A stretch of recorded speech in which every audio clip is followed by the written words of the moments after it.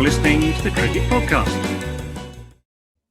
Hello, everyone, and welcome to the Cricket Podcast for the second part of our IPL team preview series. We're going to be starting this one with the Chennai Super Kings. We're going to be moving on to the Royal Challengers Bangalore. Then we've got Kolkata Knight Riders, then Delhi Capitals, and then the one you've all been waiting for, the Punjab Kings. I'm Jack Hope. I'm joined by Max rowe-brown. How you doing, Max, for part 2 here? Are you ready? I can see you're in your CSK. I'm excited. We get to do my boys, my lovely yellow boys. So I'm happy. Careful. And we've got Ross. How you doing, Ross? Marvellous, mate. Love the IPL shows, and the content that we produce is next level. So if you are watching this, go to your podcast platform, press like, press subscribe, do it on YouTube as well, and then sign up to Patreon, where you're going to get early access to a load of shows and a great Discord channel that has already started kicking off all over the IPL. Kicking off all over the IPL. Yeah, I like it. Make sure you do all of that. Max, we're going to start with the Chennai Super Kings, and you're going to tell us about the Chennai Super Kings. You're going to give us a primer on what to expect from the team known as CSK. Well, CSK, they need no introduction, do they? The Chennai Super Kings. They are the team of Dhoni, the team of Jadeja, and the team of winning. 5 times winners, current holders, joint most IPL victories along with Mumbai Indians. All the more impressive when you consider that they were kicked out of the competition for a bit for some unsubstantiated claims of dodgy behaviour, which we all like to forget about as CSK fans, I'm sure. They are coached by Stephen Fleming and captained by the aforementioned man himself, Mahendra Singh Dhoni, who is still going into his 40s, but that's not stopping him blasting sixes into the distance.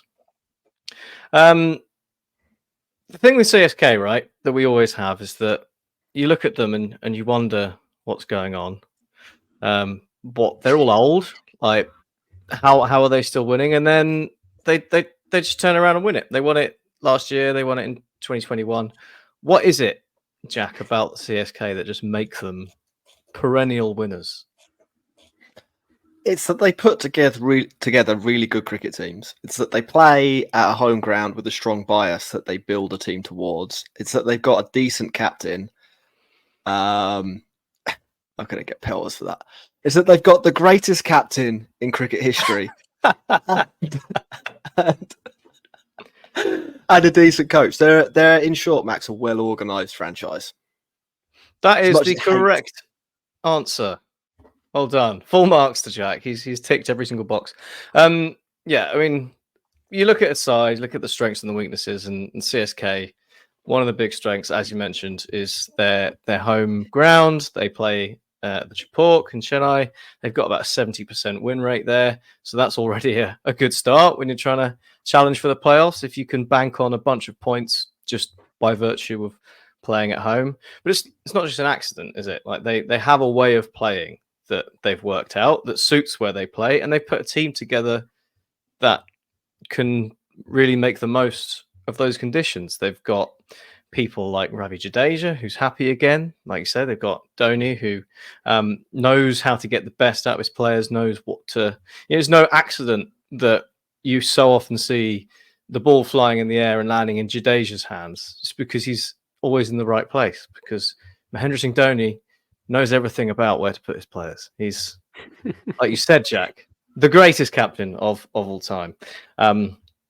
Last year, he turned some old bloke who's got a really good test career into a six-hitting machine. He's turned average all-rounders into six-hitting machines, and I cannot wait to see what he's going to do with Shardul Thakur, the Lord himself, back at Chennai. And the other thing, like, they're pretty settled. They've got a settled side. They know what they're doing. They know their roles. They bat pretty deep. And I think the whole having a strategy and knowing how to play T20 cricket and having a plan it's quite an underrated quality, I think, in franchise sides. You look at teams on paper and you're like, they look really good. And then it all sort of falls in a heap and you find that there's a lack of role clarity. And I think just the way Chennai set up means that they're probably more than the sum of their parts in comparison to other sides. Am I being a biased Chennai fan, Ross, or is that fair? No, they're also they're the king of narratives. Last year, I predicted they'd win the IPL based upon their narrative, and lo and behold, it happened, right? And you look at this team, and they've just got the right level of experience. And I think, Max, you saying that they do the basics right actually is a hell of a lot more than a lot of other franchises in not only in the IPL but in world cricket. And I think that there's a kind of an old adage of like, it's not your success is all about being consistent and turning up every single day and just being consistent. There's not actually loads of people who do that. CSK have kind of choose their team. They've got variation in their team as well, which I like. That gives them that flexibility. And as Jack said, they make the most of playing at the Cheapawk. We talked about Rajasthan Royals kind of playing at 2-3 different grounds in a season for their home games and not being able to build up that strength. CSK don't do that. Come to the Cheapawk, come to see Dhoni, or sod off. and lose while you're at it. Yeah. I mean, for all of that, there are some things that, maybe aren't as hot in CSK and things you need to consider. There's probably a few questions around the seam bowling. There certainly were last year. They're reliant on some young players. The likes of Patirana. Last year was Deshpande, played quite a lot. Hangra Geka got a few games as well. And they have made some moves in the auction. They brought in Charles Dacour, as mentioned. They've also got Mustafizur. So that is probably an improvement because it does mean they can put a side out that doesn't include Deshpande or Mukesh Chowdhury. So that's probably a step up. But it still doesn't necessarily, give them many options at the death, I think. And it's a common theme. It's a hard phase of the game to cover. But, Deepak Chahar, great bowler, power play. I don't think Charles Dacour at the death is really the best option.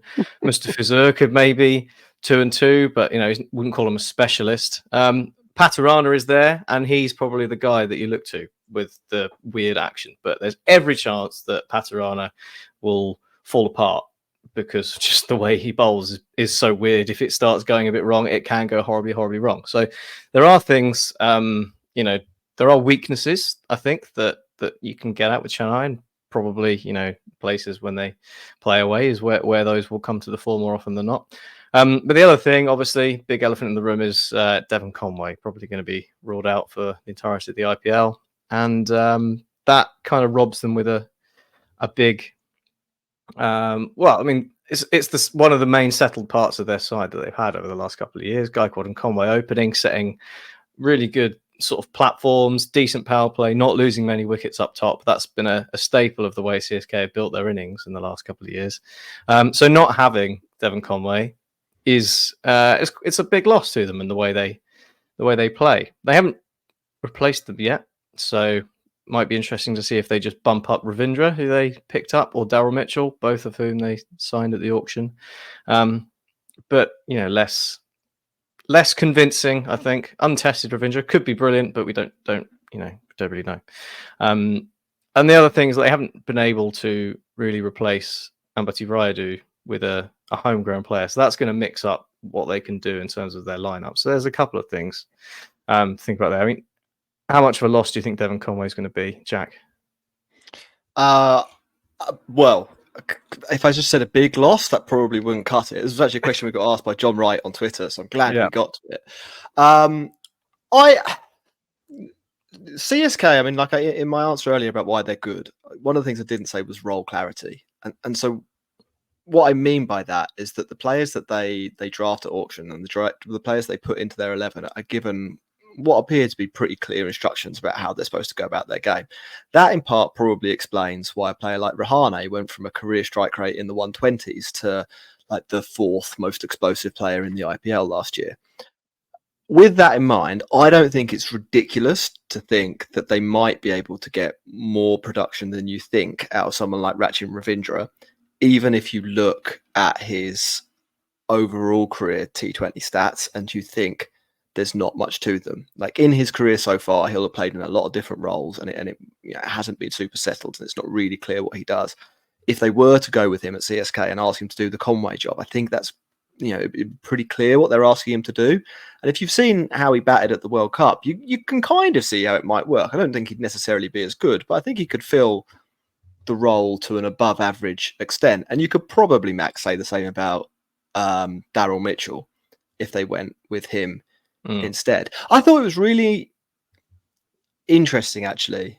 And maybe this was some stuff was going on in the background that meant that he was never on the table. But I thought it was really interesting that when the news came out about Devon Conway, that CSK didn't make a move for Phil Salt, who looked like the best opener on the table.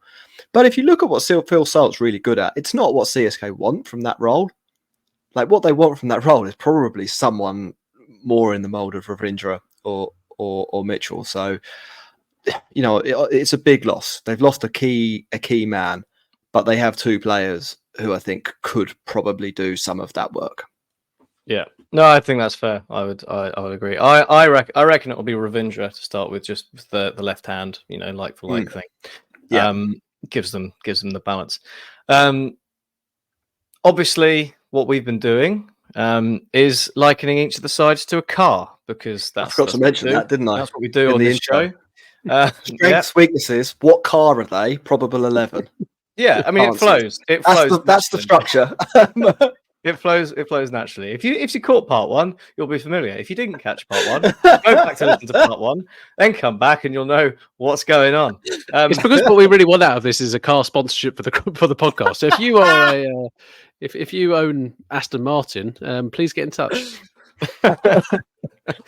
Not sellouts at all. Yeah. So for me, CSK has to be the absolute classic off-roader, the Land Rover Discovery, peak in its class, specifically designed to traverse the kind of terrain that you're likely to find at the Chipawk. Very apt. And also, big enough that if it did come into a collision with another one of its competitors, it would more than likely come out on top, with the other car left in a kind of a heap of junk. So I can picture a photo shoot now as well, Max, with Dhoni at the wheel of a defender. Or Discovery, whatever you say, in his camo gloves. Yeah, any of those really, any of those top tier 4x4s would do the job, and many, of course, are available if you would like to sponsor us, as Ross said. So I mean, but bringing us up the potential 11, I think we've probably covered. I'd take a bike sponsorship as well. It doesn't have to be a car. Anything, yeah.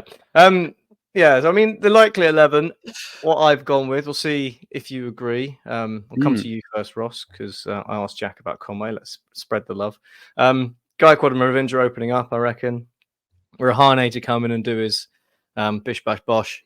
Shivam Dubey, Moeen Ali, Ravi Jadeja, then Dhoni, the Lord, Deepak Chahar, Mahesh Theekshana, I didn't even mention, and either Patirana or Mustafizur, maybe Patirana to start with, because I think they'll probably be looking at the Chahar for the power play and maybe and Theekshana and maybe one from Shardul up top. Does that sound about right to you? Yeah, probably. I think they've got a couple of different options, haven't they? And last year you saw Simajit Singh kind of have a few runs out, but is he really going to be the person you want to depend on at the end? Patirana's obviously got a year's worth of experience underneath his belt, and they're trying to see if he's going to turn into Malinga, aren't they? That's really what they're trying to do. So I think it could be okay. Mitch Santner always seems to play more than you expect. So I wouldn't be surprised to get hit when he gets kind of a couple of games, and he normally performs relatively well for them. But you've seen this team, like for the last kind of 5-6 years, don't really give that many opportunities to like up and coming talent unless there's kind of injuries.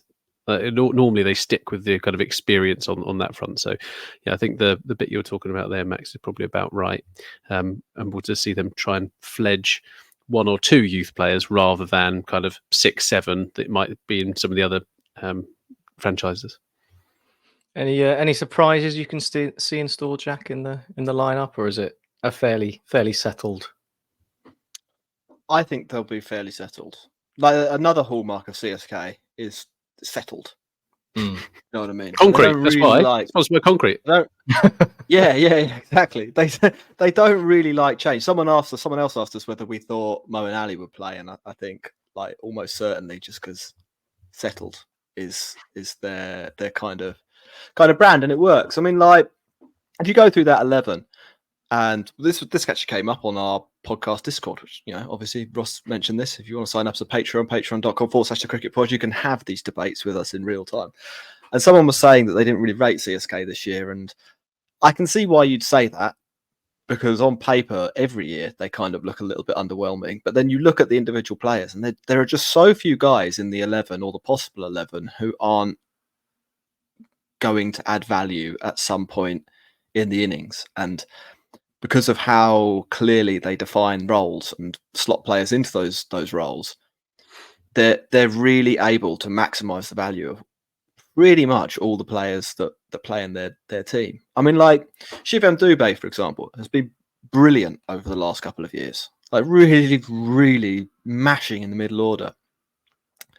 But I don't think he's actually that great a cricketer, if that makes sense. Like, I don't think he's super versatile. I think basically he's extremely good at the one thing that CSK need him to do. And so they just get him to do that over and over and over again. They don't get funny with it. They don't think, oh, he's doing quite well here, why don't we try him way up the order? No, they're like, this guy is going to come in, middle overs, play lots of slug shots, miss the ball quite a lot. There's going to be quite a lot of dot balls when Dubé's batting because he doesn't really have a range of shots, but he's going to hit 5-6s in innings. Maybe a bit of an exaggeration, but like you get what I mean there, and you can say the same. I mean, like for the openers, and probably even more so for the bowling. We joke about Dhoni's captaincy, and it probably is slightly overhyped. It probably is. It probably isn't making 20 runs difference per match. It's probably a very, very small amount of value that he's adding in real terms, maybe 2 or 3 runs a match. But over a season, that comes out at 45 runs, and that's probably worth an extra win. So it's good, and the reason and the reason he's able to extract that value is because he again uses his bowlers when he should be using them, getting the basics right. I mean, sometimes they're not the basics. Sometimes it's like really intuitive cricket. It's not literally, oh, left-handers batting, get the off spinner on. Sometimes it's that basic. Sometimes there's a little bit more to it than that, and it involves taking a calculated gamble with when you bowl Patarana, for example. But like the evidence is there. The guy is very good at it, and Fleming and him are excellent cricket strategists, and so they take all these slightly above average cricketers, they get them into the positions where their strong strengths, that makes sense, really excel, and they go and mash, and it's really effective. And so Dan Weston always says, have a look at CSK squad, predict where you think they'll finish, and then like move them up 2 places. And that's actually probably a pretty good way of historically analysing this team, and the reasons I've just elaborated on are why that is the case. Yeah, yeah, I think that's fair. And in terms of where we think they're going to finish, I mean, I've got them down as I'm backing them for the playoffs. It's a lot of a team that won it last year. Obviously, that doesn't mean they're just going to go and do it again. But you just look at them and compare them to last year. Are they better than last year? Probably not. They've lost Conway, but also they don't have to play Deshpande or Mukesh Chowdhury and bowl them at the death anymore, which is a bit of a boon compared to last year. So I think they're probably maybe slightly less good. Less, not quite as good as they were last year, but they're still very close to that level, and that is a level that will see them qualify for the playoffs quite comfortably, I would have thought. I don't think they're going to win it, but I do think they will be amongst the challengers. What do you think, Ross? Is that? Are you backing CSK for glory, or I'm not getting on the prediction show yet, Mac. I've got to consult my mystic ball, haven't I? Right, of course. And I've got to stand up to my reputation as mystic leg. So that's what I've got to do. Yeah. But on this guy, I think that again, it's like Jack says. I look at them on paper. I'm just like, yeah, they're all right. They're all right. There's a bunch of old dudes in there, all quite good at cricket, and they'll probably beat other teams. And I think this year's shaping up to be an unbelievably competitive IPL. And the fact that CSK do the normal thing, or like the logical thing more often than not, actually puts them ahead of some of the other teams. Jack, last word from you before we move on. I think Conway is a loss, But I also think if you look through the IPL this year, a lot of teams have had players that have dropped out for various reasons, and or have got injuries, or have got big question marks about people coming back into the team. And I think CSK's relative strength probably isn't massively diminished when you take into account that almost every team is kind of going through a similar crisis, or has been through a similar crisis. So I think they're a really strong bet for the playoffs. I mean, like I think if history teaches you anything with the IPL, you never say anything's 100%. I think Mumbai are the best team. I think Rajasthan and CSK are somewhere in the 2-3 block as far as I'm concerned at this point in time. But I don't want to. Like Ross said, I don't want to use all my prediction bullets up early. Fair enough. Right. Well, that's CSK. Once again, up there. Always have been. Always will be. And we'll see how Dhoni's men get on.